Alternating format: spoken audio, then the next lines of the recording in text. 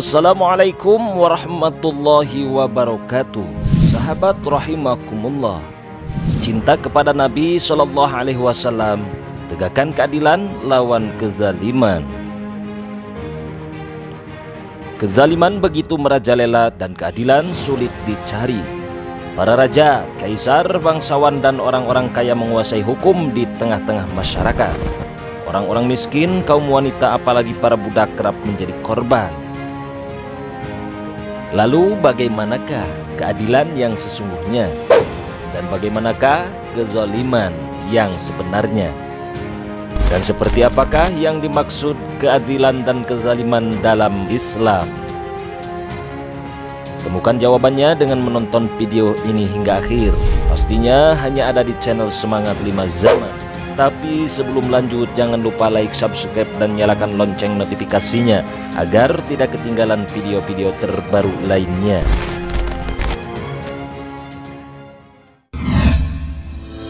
Dalam suasana bahagia memperingati kelahiran Nabi Shallallahu Alaihi Wasallam, sudah sepantasnya kaum muslim mengingat bahwa beliau datang membawa risalah Islam ke tengah umat manusia untuk menegakkan keadilan dan menghilangkan kezaliman. Sebelum kedatangan Islam, kezaliman begitu merajalela dan keadilan sulit dicari. Para raja, kaisar, bangsawan, orang-orang kaya menguasai hukum di tengah-tengah masyarakat. Orang-orang miskin, kaum wanita, apalagi para budak kerap menjadi korban. Dalam kondisi macam itulah Allah Subhanahu wa Ta'ala mengutus Nabi Shallallahu Alaihi Wasallam sebagai sosok yang adil dan membawa keadilan Islam. Beliau datang untuk melawan berbagai kezaliman. Disinilah letak pentingnya memahami korelasi makna cinta kepada Nabi Shallallahu Alaihi Wasallam dengan perjuangan menegakkan keadilan dan menentang kezaliman. Tak mungkin mencintai Nabi Shallallahu Alaihi Wasallam tetapi merobohkan keadilan, lalu berperilaku zalim atau bersekutu dengan kezaliman. Seorang Muslim yang mencintai Nabi Shallallahu Alaihi Wasallam pasti berperilaku adil dan mendukung keadilan serta menentang kezaliman. Islam agama keadilan. Islam adalah agama keadilan. Islam memusuhi setiap kezaliman. Di dalam Al-Quran, secara berulang-ulang Allah Subhanahu wa Ta'ala memerintahkan kaum muslim untuk menegakkan keadilan. Allah Subhanahu wa Ta'ala berfirman, "Innallaha ya'murukum an tu'addul amanati ila ahliha wa idza hakamtum bainan nas an tahkumu bil adl." Sungguh Allah menyuruh kalian memberikan amanah kepada ahlinya. Jika kalian mengadili manusia, hendaknya kalian menetapkan hukum dengan adil. Quran Surah An-Nisa. Allah Subhanahu wa Ta'ala pun berfirman, "Ya ayyuhalladzina amanu kunu qawwamina bil qisti syuhada'a lillah walau ala anfusikum awil walidaini wal aqrabin." Wahai orang-orang beriman, jadilah kalian penegak keadilan sebagai para saksi Allah, walaupun terhadap diri kalian sendiri atau terhadap ibu bapa dan hukum kerabat kalian. Quran Surah An-Nisa.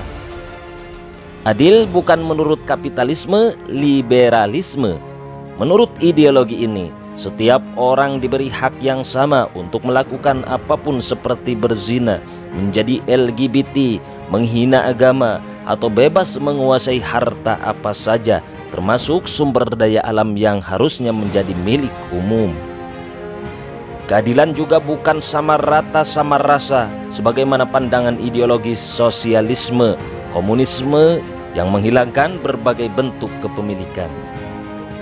Adil tentu harus menurut pandangan Allah Subhanahu wa Ta'ala. Dalam Islam, adil adalah lawan dari zalim. Imam Ibnu Al-Qayyim Al-Jauziyah dalam kitabnya Asy-Syifa Al-Alil menjelaskan bahwa makna adil adalah meletakkan sesuatu pada posisinya dan menempatkan sesuatu itu pada tempat selayaknya. Sebagaimana kezaliman itu adalah meletakkan sesuatu bukan pada tempatnya. Dalam konteks Islam, adil adalah yang sesuai dengan hukum-hukum Islam. Ibnu Al-Qayyim Al-Jauziyah menjelaskan bahwa Allah Subhanahu wa taala menyebut pemerintahan yang adil adalah pemerintahan yang kembali pada syariat agama. Asy-Syifa Al-'Alil halaman 276. Imam Abu Ja'far At-Tabari menafsirkan firman Allah Subhanahu wa taala di atas dengan menjelaskan keadilan itu wajib atas kalian. Wahai orang-orang beriman, keadilan mendekatkan kalian kepada takwa. Maknanya, sikap adil yang kalian praktikan adalah menjadikan kalian sebagai bagian dari kaum yang bertakwa di sisi Allah Subhanahu wa taala. Mereka adalah orang-orang yang takut kepada Allah dan menjaga diri dari azabnya dengan tidak menyelisihi perintahnya atau tidak membangkang kepadanya. Dengan demikian, keadilan hakiki yang dituntut Allah Subhanahu wa taala adalah menaati dan memberlakukan syariat Islam baik pada diri sendiri, keluarga maupun masyarakat di dalam negara. Islam pun menjadikan ragam sumber daya alam sebagai milik umum yang dikelola negara dan hasilnya diberikan kepada masyarakat, bukan diserahkan kepada segelintir orang, pihak swasta apalagi asing. Inilah keadilan. Ya ibadi, inni haramtu zulma ala nafsi wa ja'altuhu bainakum muharrama fala tadzalamu. Wahai hamba-hambaku, sungguh aku mengharamkan kezaliman atas diriku. Aku pun mengharamkan kezaliman itu di antara kalian. Karena itu janganlah kalian saling menzalimi. Hadis riwayat Muslim. Rasulullah Shallallahu Alaihi Wasallam mengingatkan kaum muslim akan besarnya bahayanya kezaliman yang kelak akan dihadapi pelakunya pada hari kiamat. Al-zulmu zulumatun yaumal qiyamah. Kezaliman adalah kegelapan pada hari kiamat. Hadis riwayat Al-Bukhari dan Muslim. Dari hadis ini para ulama menerangkan begitu berat dosa akibat kezaliman hingga pelakunya tidak bisa lagi menentukan arah jalan yang akan dituju pada hari kiamat. Atau bisa juga kezaliman menjadi sebab kesempitan dan kesulitan bagi pelakunya. Syarah Sahih Muslim. Maka ia zalim dan fasik. Kezaliman akibat mencampakkan hukum Allah telah menimbulkan ragam kezaliman yang lain kepada sesama manusia. Pengambil alihan sumber daya alam, misalnya seperti tambang migas, jalan raya yang seharusnya menjadi milik umum menjadi milik swasta asing, merupakan salah satu kezaliman yang menimpa umat. Inilah akibat hukum-hukum Islam tentang kepemilikan tidak diterapkan. Demikian pula rusaknya kehormatan, hilangnya harta dan tumpahnya darah kaum muslim tanpa ada peradilan yang adil, sanksi hukum yang tegas. Ragam kezaliman ini adalah akibat hukum Islam terkait hudud tidak dijalankan. Yang diberlakukan adalah hukum-hukum buatan manusia. Sudah begitu, diterapkan secara suka-suka. Hukum berlaku bak pisau yang tumpul ke atas tetapi tajam ke bawah.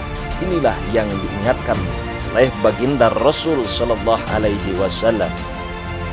Sebagaimana artinya, wahai manusia, sungguh yang membinasakan orang-orang sebelum kalian adalah karena jika ada orang yang mulia memiliki kedudukan di antara mereka yang mencuri, maka mereka biarkan tidak dihukum. Namun jika yang mencuri adalah orang-orang lemah, rakyat biasa, maka mereka menegakkan hukum atas orang tersebut. Demi Allah, sungguh jika Fatimah binti Muhammad mencuri, aku sendiri yang akan memotong tangannya. Hadis riwayat Al-Bukhari dan Muslim. Ragam kezaliman tak hanya terjadi di negeri ini. Di luar negeri, hari ini kaum muslim di Uighur, Myanmar, Suriah, juga Palestina mengalami kezaliman yang luar biasa. Mereka tidak mendapat pembelaan yang sepantasnya dari para pemimpin kaum muslim. Bahkan sekarang para pemimpin dunia Arab tengah berlomba-lomba menjalin perdamaian dengan Israel yang telah menjajah dan membunuhi rakyat Palestina. Padahal Nabi Shallallahu Alaihi Wasallam bersabda, Al-Muslim akhul Muslim, la yadlimu, wa la yakhdhulu, wa la yahqiru. Seorang muslim adalah saudara bagi muslim yang lain. Ia tidak boleh menzalimi, menelantarkan, dan menghinakannya. Hadis riwayat Muslim. Tegakkan keadilan. Demi cinta kita kepada Allah dan Rasul-Nya, marilah kita tegakkan keadilan dan lawan kezaliman. Ingatlah, keadilan hanya bisa tegak dengan tegaknya hukum-hukum Allah Subhanahu wa Ta'ala di muka bumi. Tak mungkin tercipta keadilan dengan meninggalkan syariat Islam. Terbukti sistem hukum buatan manusia hanya menciptakan kezaliman demi kezaliman yang tak berujung. Karena itu, kecintaan kepada Nabi Shallallahu Alaihi Wasallam semestinya terwujud antara lain dengan cara berjuang menegakkan syariat Islam. Hanya dengan tegaknya syariat Islam, keadilan bakal tercipta dan kezaliman bakal lenyap. Sahabat rahimakumullah, jangan lupa berbagi dengan men-share video ini, karena sebaik-baiknya manusia adalah yang paling bermanfaat bagi manusia. Hadis riwayat Ahmad. Assalamualaikum warahmatullahi wabarakatuh.